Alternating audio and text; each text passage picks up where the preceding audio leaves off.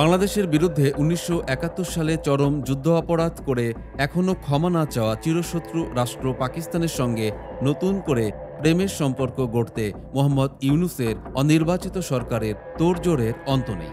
জনগণের কোনো ম্যান্ডেট না নিয়ে সম্পূর্ণভাবে উগ্রবাদীদের স্বার্থে সম্পর্ক উন্নয়নের ধারাবাহিকতায় এবার পাকিস্তানের সঙ্গে সরাসরি বিমান পরিষেবা চালুর পরিকল্পনার কথা জানিয়েছেন দেশটির নিযুক্ত বাংলাদেশের হাই কমিশনার মোহাম্মদ ইকবাল হোসেন।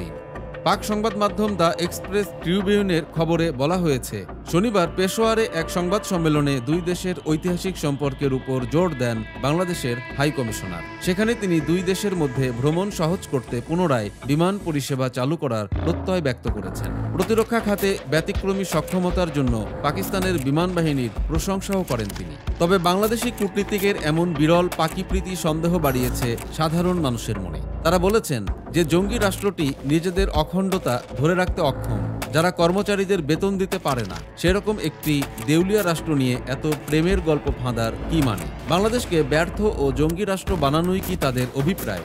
অনির্বাচিত সরকারের এমন কোনো অধিকার নেই দ্বিপাক্ষিক সম্পর্ক পুনর্মূল্যায়ন করার, মনে করেন সংশ্লিষ্টরা।